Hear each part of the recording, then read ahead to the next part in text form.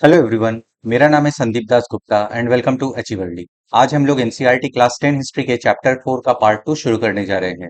Previous chapter के lectures upload हो चुके हैं और मैंने क्लास 10 हिस्ट्री का एक सेपरेट प्लेलिस्ट भी क्रिएट कर दिया है। प्लेलिस्ट का लिंक आपको इस वीडियो के डिस्क्रिप्शन बॉक्स में मिल जाएगा, तो जो लोग नए आए हैं वहां से उन वीडियोस को देख सकते हैं। मैं पढ़ाते हुए इंपॉर्टेंट पॉइंट्स को स्टार मार्क करता हुआ चलूंगा, तो अगर आप बुक से पढ़ रहे हैं आप भी उन पॉइंट्स को स्टार मार्क कर लें, या फिर अगर आप नोट्स बना रहे हैं तो अपने नोट्स में उन पॉइंट्स को लिख लें, क्योंकि वहां से क्वेश्चन आने के चांसेस ज्यादा होते हैं। अगर आपको कुछ डाउट हो तो आप मुझसे कमेंट्स में पूछ सकते हैं, या फिर इंस्टाग्राम पे पूछ सकते हैं। इंस्टाग्राम का लिंक आपको इस वीडियो के डिस्क्रिप्शन बॉक्स में मिल जाएगा। एनसीईआरटी के बुक्स को आप एनसीईआरटी के वेबसाइट से फ्री में डाउनलोड कर सकते हैं, तो वहां से आप इस बुक को डाउनलोड कर लें और आज का लेक्चर देखने के बाद एक बार इस चैप्टर को पढ़ लें, जिससे कि आपको और अच्छे से समझ में आएगा। तो चलिए अब आज का लेक्चर शुरू करते हैं। Chapter 4, the age of industrialisation, औद्योगिकरण का युग। हमने पिछले लेक्चर में चैप्टर 4 के पार्ट 1 को कवर कर लिया था। आपको इस वीडियो के डिस्क्रिप्शन बॉक्स में चैप्टर 4 के पार्ट 1 के लेक्चर का लिंक मिल जाएगा। अगर आपने वो वीडियो नहीं देखा है तो पहले आप उसे देख लें, फिर आज के लेक्चर के साथ कंटिन्यू करें, जिससे कि आपको और अच्छे से समझ में आएगा। आज हम लोग चैप्टर 4 के पार्ट 2 को कवर करेंगे। उसमें हम इन टॉपिक्स को बहुत ही डिटेल में समझेंगे। तो चलिए अब आज का लेक्चर शुरू करते हैं। The coming up of the factory, कारखानों का उदय। The earliest factories in England came up by the 1730s, but it was only in the late 18th century that the number of factories multiplied. England में सबसे पहले 1730s में factory खुले, but let 18th century में ही factories की संख्या तेजी से बढ़ी। इंग्लैंड में सबसे पहले 1730 के दशक में कारखाने खुले, लेकिन उनकी संख्या में तेजी से इजाफा 18वीं सदी के आखिर में ही हुआ। The first symbol of the new era was cotton. Its production boomed in the late 19th century.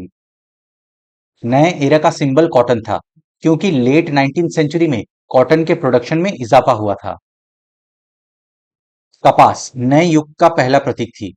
19वीं सदी के आखिर में कपास के उत्पादन में भारी बढ़ोतरी हुई।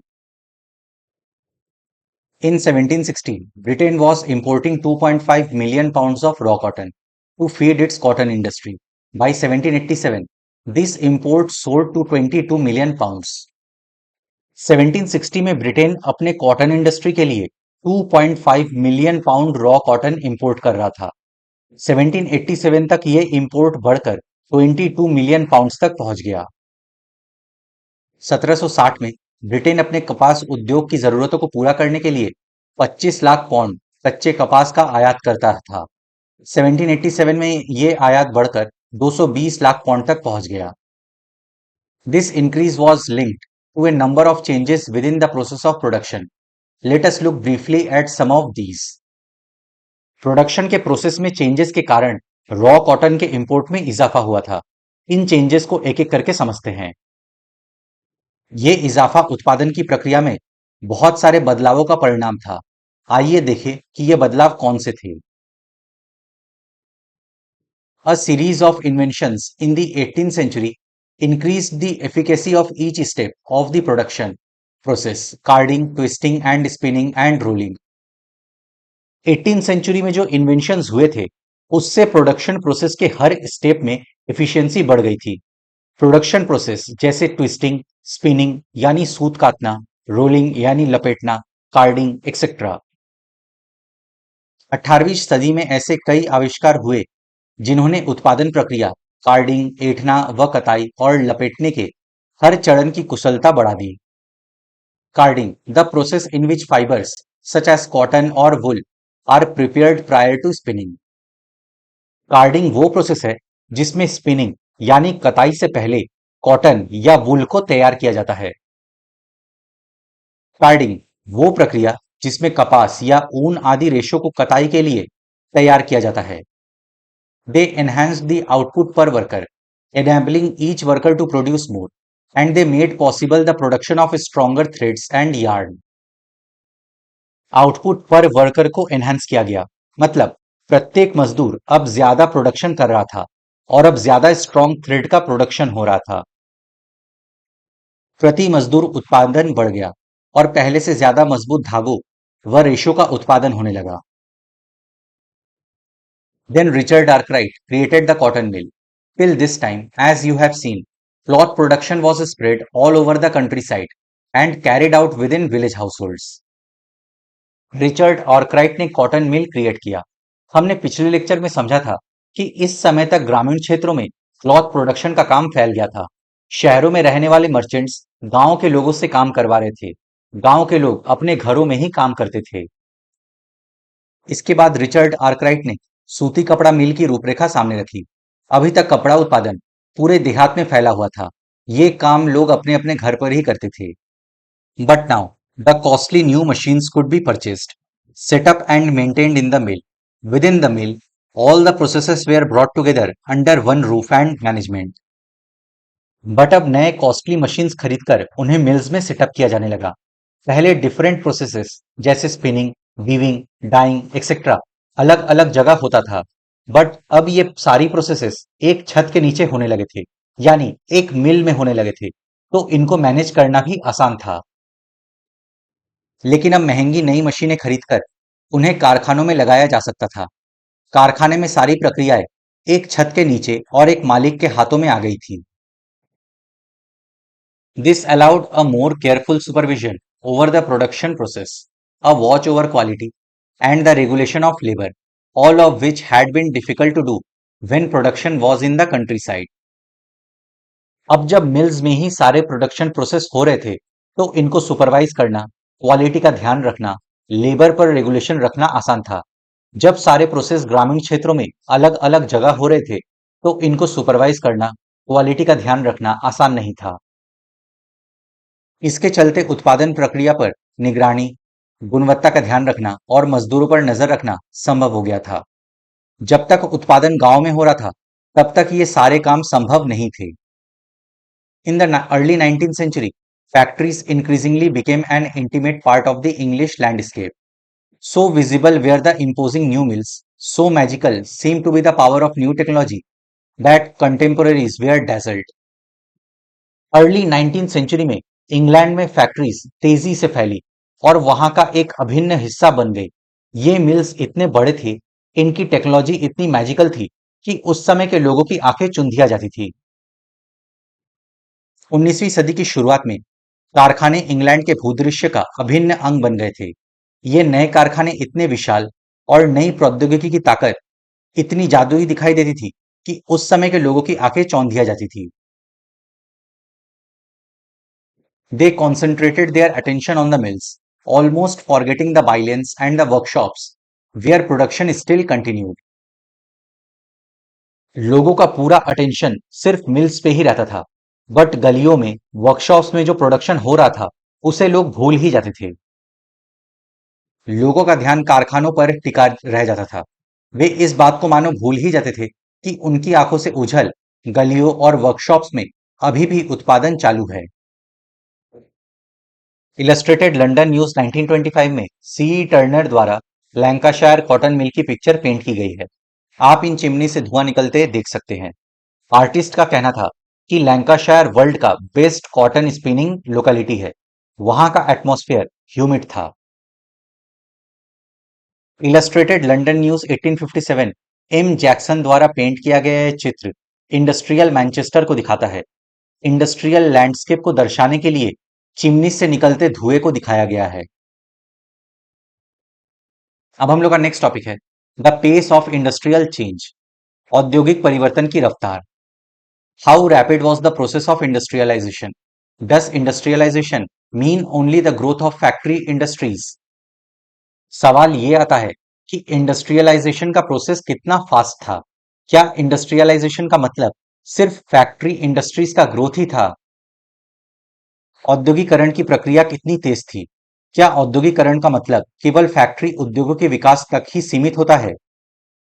First, the most dynamic industries in Britain were clearly cotton and metals. Growing at a rapid pace, cotton was the leading sector in the first phase of industrialization up to the 1840s. Britain में सबसे ज्यादा dynamic industries cotton और metals के थे। तेजी से बढ़ता हुआ कॉटन का प्रोडक्शन 1840s तक फर्स्ट फेज ऑफ इंडस्ट्रियलाइजेशन में लीडिंग सेक्टर था। पहला, सूती उद्योग और कपास उद्योग ब्रिटेन के सबसे फलते फूलते उद्योग थे। तेजी से बढ़ता हुआ कपास उद्योग 1840 के दशक तक औद्योगिकरण के पहले चरण में सबसे बड़ा उद्योग बन चुका था। After that, the iron and steel industry led the way, with the expansion of railways in England from the 1840s and in the colonies from the 1860s. The demand for iron and steel increased rapidly. इसके बाद iron and steel industry आगे निकल गए। 1840 से England में और 1860 से colonies में रेलवे का एक्सपेंशन होने लगा था, जिसके कारण आयरन एंड स्टील की डिमांड बढ़ गई। इसके बाद लोहा और स्टील उद्योग आगे निकल गए। 1840 के दशक से इंग्लैंड में और 1860 के दशक से उसके उपनिवेशों में रेलवे का विस्तार होने लगा था। फलस्वरूप लोहे और स्टील की जरूरत तेजी से बढ़ी। By 1873, Britain was exporting iron and steel worth about 77 million pounds, double the value of its cotton export. 1873 तक ब्रिटेन 77 मिलियन पाउंड्स का आयरन एंड स्टील एक्सपोर्ट कर रहा था। यह अमाउंट उसके कॉटन एक्सपोर्ट से डबल था। 1873 तक ब्रिटेन के लोहा और स्टील निर्यात का मूल्य लगभग 7.7 करोड़ पाउंड हो गया था। यह राशि इंग्लैंड के कपास निर्यात के मूल्य से दोगुनी थी। Second, the new industries could not easily displace traditional industries. Even at the end of the 19th century, less than 20% of the total workforce was employed in technologically advanced industrial sectors. नए industries जो Britain में setup हो रहे थे, वो traditional industries को easily displace नहीं कर पा रहे थे। 19th सेंचुरी के एंड तक टेक्नोलॉजिकली एडवांस्ड इंडस्ट्रियल सेक्टर में काम करने वाले वर्कर्स की संख्या टोटल वर्कर्स के 20% से ज्यादा नहीं थी। दूसरा, नए उद्योग परंपरागत उद्योगों को इतनी आसानी से हाशिए पर नहीं ढकेल सकते थे। 19वीं सदी के आखिर में भी तकनीकी रूप से विकसित औद्योगिक क्षेत्र में काम करने वाले मजदूरों की संख्या कुल मजदूरों में 20% से ज्यादा नहीं थी। Textiles was a dynamic sector, but a large portion of the output was produced not within factories, but outside, within domestic units. Textile एक डायनेमिक सेक्टर था, बट इसके आउटपुट का most of the production factories में नहीं, घरों में होता था। कपड़ा उद्योग एक गतिशील उद्योग था, लेकिन उसके उत्पादन का बड़ा हिस्सा कारखानों में नहीं, बल्कि घरेलू इकाइयों में होता था। Third, the pace of change in the traditional industries was not set by steam powered cotton or metal industries, but they did not remain entirely stagnant either. इस समय नए नए टेक्नोलॉजिकल इंडस्ट्रीज जैसे steam powered cotton mill, metal industry setup हो चुके थे, but इसके कारण ट्रेडिशनल इंडस्ट्रीज में बदलाव की पेस चेंज नहीं हुई थी, बट ये अब स्टेबल भी नहीं थे। तीसरा, यद्यपि परंपरागत उद्योगों में परिवर्तन की गति भाप से चलने वाले सूती और धातु उद्योगों से तय नहीं हो रही थी, लेकिन ये परंपरागत उद्योग पूरी तरह ठहराव की अवस्था में भी नहीं थे। Seemingly ordinary and small innovations were the basis of growth in many non-mechanized sectors, such as food processing, building, pottery, glasswork, tanning, furniture making, and production of implements. Food processing, building, pottery, glasswork, tanning, furniture making, औजार के production जैसे बहुत सारे non mechanised sector में जो growth हो रहा था, वो स्मॉल एंड ऑर्डिनरी इनोवेशंस के कारण था। खाद्य प्रसंस्करण, निर्माण, पॉटरी, कांच के काम, चर्म शोधन, फर्नीचर और औजारों के उत्पादन जैसे बहुत सारे गैर मशीनी क्षेत्रों में जो तरक्की हो रही थी, वो मुख्य रूप से साधारण और छोटे छोटे आविष्कारों का ही परिणाम थी। Fourth, technological changes awkward slowly, they did not spread dramatically across the industrial landscape. Technological changes जो हो रहे थे, वो बहुत स्लो थे। इंडस्ट्रियल लैंडस्केप में ये टेक्नोलॉजिकल चेंजेस तेजी से नहीं फैले। चौथा, प्रौद्योगिकीय बदलावों की गति धीमी थी। औद्योगिक भूदृश्य पर ये बदलाव नाटकीय तेजी से नहीं फैले। New technology was expensive and merchants and industrialists were cautious about using it. The machines often broke down and repair was costly. They were not as effective as their inventors and manufacturers claimed. नए technologies expensive थे, तो merchants and industrialists इनका इस्तेमाल सोच समझ के करते थे। मशीन्स अक्सर खराब हो जाती थी और रिपेयर कॉस्टली था, ये मशीन्स उतने इफेक्टिव नहीं थे जितना इन मशीन्स के इन्वेंटर्स एंड मैन्युफैक्चरर्स क्लेम करते थे। नई तकनीक महंगी थी। सौदागर व व्यापारी उनके इस्तेमाल के सवाल पर फूंक फूंक कर कदम बढ़ाते थे। मशीनें अक्सर खराब हो जाती थी और उनकी मरम्मत पर काफी खर्च आता था। वे उतनी अच्छी भी नहीं थी जितना उनके आविष्कारकों और निर्माताओं का दावा था। Consider the case of the steam engine. James Watt improved the steam engine produced by Newcomen and patented the new engine in 1781। Steam engine का केस देखते हैं। जेम्स वॉट ने न्यू कॉमन द्वारा बनाए गए स्टीम इंजन को improve किया और 1781 में इस नए इंजन को पेटेंट करवा लिया। इस बात को समझने के लिए आइए भाप के इंजन का उदाहरण लें। जेम्स वॉट ने न्यू कॉमन द्वारा बनाए गए भाप के इंजन में सुधार किए और 1781 में नए इंजन को पेटेंट करा लिया। His industrialist friend Matthew Boulton manufactured the new model, but for years he could not find no buyers। James Watt के इंडस्ट्रियलिस्ट फ्रेंड मैथ्यू बोल्टन ने इस नए मॉडल को मैन्युफैक्चर किया, बट कई सालों तक उन्हें कोई बायर नहीं मिला। इस मॉडल का उत्पादन उनके दोस्त उद्योगपति मैथ्यू बोल्टन ने किया, पर सालों तक उन्हें कोई खरीदार नहीं मिला। At the beginning of the 19th century, there were no more than 321 steam engines all over England।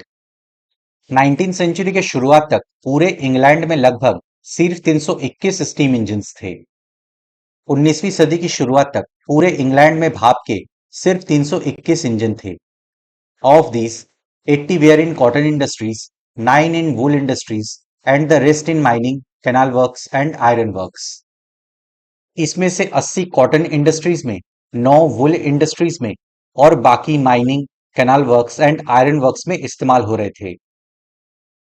इनमें से 80 इंजन सूती उद्योगों में, 9 ऊन उद्योगों में और बाकी खनन, नहर निर्माण और लौह कार्यों में इस्तेमाल हो रहे थे। Steam engines were not used in any of the other industries till much later in the century.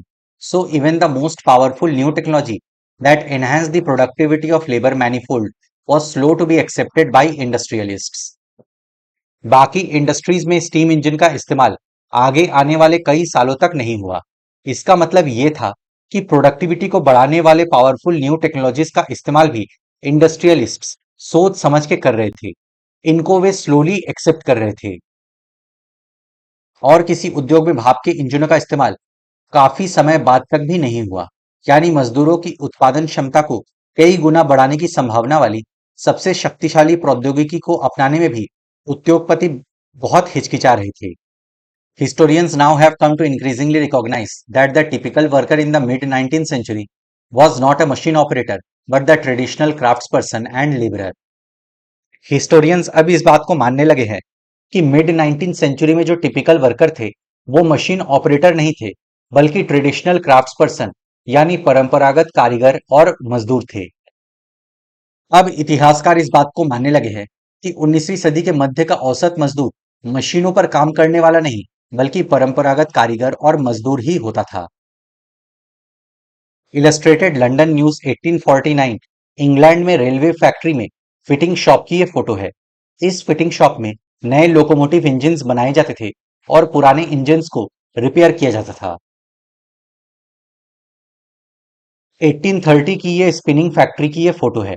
Thread manufacturing करने के लिए स्टीम से चलने वाले जायंट व्हील्स इसमें हमें दिखाई दे रहे हैं। तो फ्रेंड्स, इसी के साथ हम लोग का आज का लेक्चर समाप्त होता है। मैं आशा करता हूं आपको सब कुछ समझ में आ गया होगा। अब नेक्स्ट लेक्चर में हम लोग चैप्टर 4 के पार्ट 3 को कवर करेंगे।